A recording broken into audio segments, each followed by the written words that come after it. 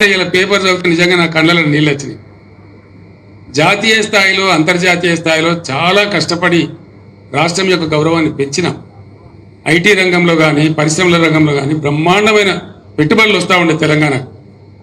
నరేంద్ర మోడీ కూడా అసూయపడేంత పెట్టుబడులు వస్తూ ఉండే. ఇవాళ చదివితే ఓ 1000 కోట్లు పెట్టుబడి పెట్టే కంపెనీ మద్రాసుకి వెళ్ళిపోయింది, తమిళనాడు రాష్ట్రానికి వెళ్ళిపోయింది. ఇవాళ చూస్తే అల్యూమినియం అండ్ ప్లాస్టిక్ ఇండస్ట్రీకి కరెంటు కోతలు పెడుతున్నది ప్రభుత్వం. రోజుకు 5-6 సార్లు ట్రిప్ అవుతున్నది. వాళ్ళ మధ్యలో ప్రాసెస్లో పని ఆగిపోయి వాళ్ళు పెదవిరుస్తున్నారు. ఇక తెలంగాణ లాభం లేదు, వెళ్ళిపోవాలనుకుంటున్నారు అని చెప్పి వార్త వచ్చింది. నాకు చాలా బాధ కలిగింది, చాలా దుఃఖం కలిగింది. 4-5 నెలల దుర్మార్గులు ఎంత పని చేసిరి, ఎంత మంచిగా ఉన్న తెలంగాణ ఎట్లా ఆగమైపోయాయి, ఇది ఎట్లా అని చెప్పి చాలా బాధపడ్డాం. ఈ బాధ నివారణ కావాలి. నేను మీ అందరినీ ప్రార్థించేది ఒకటే, 2001లో తెలంగాణ జెండా ఎత్తినాడు హుజురాబాద్ గడ్డ. ఆనాడు పెద్ద నాయకులు లేకపోయినా బ్రహ్మాండంగా జడ్పీటీసీలు ఎంపీపీలు గెలిపించిన గడ్డ హుజురాబాద్ గడ్డ 2001లోనే. దాని ఫలితమే మనకు తెలంగాణ వచ్చింది. బ్రహ్మాండంగా ఉన్నాం. తెలంగాణ ఉద్యమం అయిపోలే, ఇంకా ఉన్నది. తెలంగాణ పునర్నిర్మాణ ప్రక్రియ కూడా ఇంకా ముందుకున్నది. మన బాధ్యత అయిపోలే. అందుకోసం దయచేసి నేను మీ అందరినీ కోరేది ఒకటే,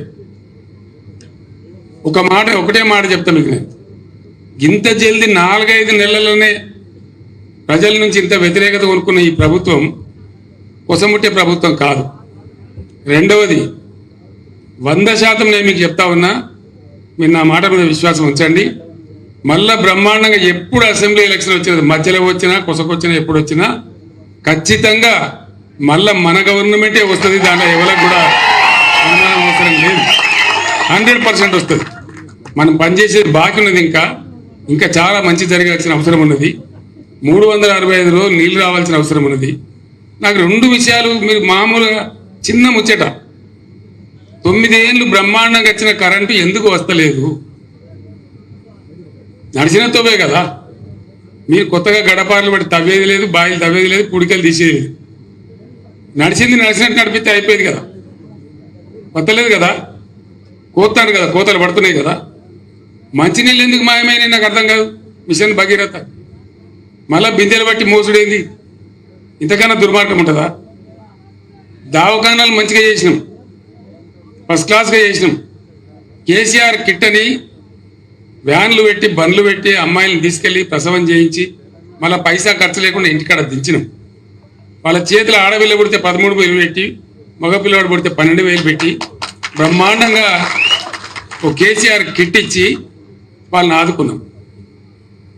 ప్రైవేట్ దోపిడీ బంద్ అయిపోయి గవర్నమెంట్ దవాఖానాల ప్రసవాలు బాగా అయినాయి.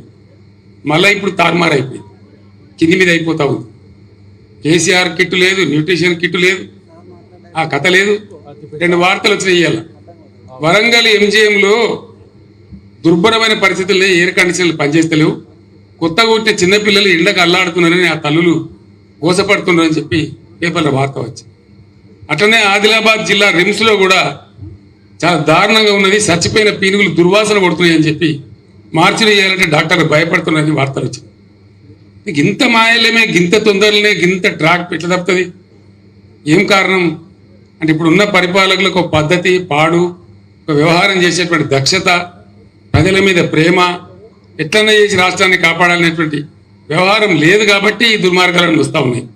అంటే దాని అర్థమైంది, వీళ్ళ వల్ల కాదు, వాళ్ళు చెయ్యరు, చెడగొడతారు. మళ్ళీ బాగు చేయాల్సింది కూడా మన బాధ్యతనే ఉంటుంది.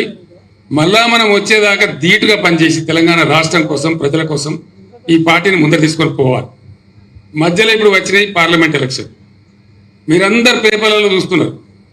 నరేంద్ర మోడీ, నేను మీ గోదావరి తీసుకుపోయి తమిళనాడుకు, కర్ణాటక ఇస్తా బాజాబ్తో చెప్తున్నాడు ఆయన. రాష్ట్ర ప్రభుత్వానికి పంపించండి ప్రపోజల్. కుయ్యమంటలేడు, కుట్టుమంటలేడు ముఖ్యమంత్రి. ఏం మతలవు, ఏం కారణం? ఉన్న గోదావరి పరాయి పాలైతే మన బతికేం కావాలా?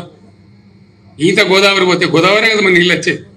అది పోయిన తర్వాత మంచి నీళ్ళు ఇవి, తాగునీళ్ళు ఇవి, తెలంగాణ బతికేది. ఇంత ప్రధానమైన విషయం మీద కూడా ఆయన మాట్లాడతలేడు. అదే నేను ఉన్నప్పుడు మోడీ ప్రపోజల్ పెడితే ముందు నా లెక్క తేల్చు, నా తెలంగాణ వాటర్ తేల్చు, ఆ నీళ్ళడ పెట్టు, అప్పుడు మాత్రమే నేను దీనికి మీద మాట్లాడతా. కానీ అప్పటిదాకా నువ్వు మాట్లాడితే, నువ్వు 1,00,000 మీటింగ్లు పిలిచినా నేను రాను, నువ్వేం పిక్కుంటావు పిక్కు అని చెప్పింది. అప్పుడేం కదలలే, ఆ ఫైలు ఆగిపోయింది. కానీ ఇప్పుడు ఇది ఒక నిరంతర ప్రభుత్వం ఉందనే ఉద్దేశంతో వాళ్ళు ఇష్టం వచ్చినట్టు ఆడుతున్నారు. పార్లమెంట్ ఎన్నికలలో మన వల్లే 14 మందో 12 మందో ఎంపీలు పార్లమెంట్లో ఉంటే ఇటువంటి ప్రతిపాదన వస్తే లేచి ఎగిరి దుంకి అందుకుంటారు గొంతు. నువ్వు ఎట్లా తీసుకుపోతావు బిడ్డ అంటారు. ప్రశ్నించేవాడు ఉంటాడు. తెలంగాణ వాయిస్ ఉంటుంది. ఇక్కడ లేనది అక్కడనే ఉండాలి కదా మనం. అక్కడ లేక ఇక్కడ లేక ఆగమైపోతే ఎవరు కాపాడాలి మనం? అందుకోసం ఎట్టి పరిస్థితులలో బ్రహ్మాండంగా బీఆర్ఎస్ గెలవాలి పార్లమెంట్ ఎలక్షన్లో. వినోద్ కుమార్ గురించి నేను చెప్పాల్సిన అవసరం లేదు. ఆయన గతంలో కూడా ఎంపీగా పనిచేసాడు. నడవలసిన సరైన అనే సన్నాసి ఏం చేసిండో మీకు తెలుసు. అలా తంబాకు నవ్వులు అన్నప్పుడు మాట్లాడు తప్ప దీని మీద వాడు అని తిప్పుడు తప్ప తిట్టపురాణం తప్ప ఇంకోటి లేదు. మనకు ఎందుకు ఆ తిట్టపురాణం ఎందుకు, ఆ పంచాంగం ఎందుకు, ఆ పంచాయతీ ఎందుకు? చదువుకున్నాడు, విద్యావంతుడు, అడ్వకేటు వినోద్ లాంటి వ్యక్తి గెలిస్తే మన హక్కుల కోసం కొట్లాడతారు, మన గోదావరిని కాపాడతారు, మన నిధుల కోసం కొట్లాడతారు. ఇలా నేను హుజూరాబాద్లో ప్రత్యేకంగా నేను రావాల్సిన అక్కడ ఉండే కౌశిక్ రెడ్డి తను ఎంత పొడుగున్నాడో అంత భారీగా వేద్దాం అనుకున్నాడు. నేను 50,000 మందితో చేస్తా రాత్రి కూడా సాయంత్రం 5,000 మాకు కూడా ఉపరం ఎక్కున్నదని అడిగితే నేను ప్రోగ్రాం ఒప్పుకున్నా. కానీ ఆ బస్సు యాత్ర మీద వస్తున్న జనము ఆ కథ చూసి ఇద్దరు బదులుకొని ఆయన నా మీద ఒక ప్లేట్ ఇచ్చి 48 గంటలు నిషేధం ఉన్నారు. నేను మంచి మాట అబ్బాయి కాంతి దేవుడు ఉన్నాడు అంతే కదా.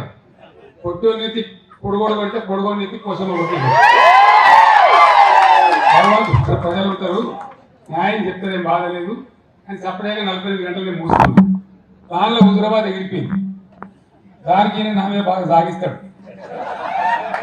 నువ్వు ఆందాక పోయిన ఎత్తపోతావు, పోతే పోయినావు కానీ ఏ తిప్పాలని పడి మంచి రాలకంటే ఏ రాత్రి ఇడికే రా, ఈయనే ఉండాలి, నేను ఈ సంగతి అయితే చూసి పంపిస్తాను.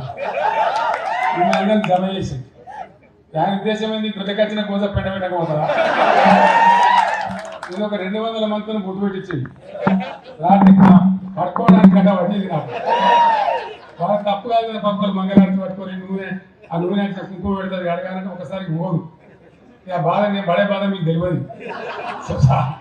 కథలు ఉంటాయి. అదే అయింది. ఫోటోలు దిగాలన్నాడు. ఒక దమ్ము నూకుడు నూకితే నేను 3 మాట పడగొని నిలబడ్డాను అంతే కదా. అయితే నేను ఒక మాట చెప్తున్నా, తప్పు లేదు. నేను మీకు ప్రామిస్ చేస్తా ఉన్నా, ఒక రోజు 24 గంటలు ఈయనే ఉండేటట్టు ఇక్కడనే ఉండేటట్టు నేను హుజూరాబాద్కి వస్తాను. 1000 కాదు 4,000 ఫోటోలు అంటే దిగుదాం. దయచేసి ఇప్పుడు మాత్రం నన్ను ఆపదు, పంపించాలి. ఎందుకంటే జగిత్యాలలో పట్టణం తట్టారు నన్ను. నువ్వు ఆనాడే సాడు దిగులాడుతున్నావు కానీ మీరు జగిత్యాల టైం రాకపోతే ఎట్లా అని వాళ్ళు పెద్ద మీటింగ్ సమయం ఉన్నారు. కాబట్టి అది పోవాలి, నేను చేరాలి. అందుకోసం హుజూరాబాద్లో మీ అందరితో నేను ప్రార్థించేది ఒకటే. ఇలా హుజూరాబాద్ నియోజకవర్గం మొత్తం కరీంనగర్ పార్లమెంటులో 10.5% మెజార్టీ, అంటే ఎక్కువ మెజార్టీతో అందరికన్నా ముందున్నది. మీరు పట్టుబడితే ఇంకొక 5-6% ఓట్లు ఈజీగా పెంచగలుగుతారు. మీరు ముఖ్య నాయకులే ఉన్నారు ఇక్కడ. నేను చెప్పిన మాటలు ప్రజల్లో చర్చ పెట్టి ఇంకొక 5-6% ఓట్లు పెంచండి. 100% గెలిచినాక మీ ఎంపీని తీసుకొని నేను వచ్చి ఒక రోజంతా ఈయనే ఉంటాను. అందరం పండుగ చేసుకుందాం, ఆ రకంగా ముందుకు పోదాం. జై తెలంగాణ.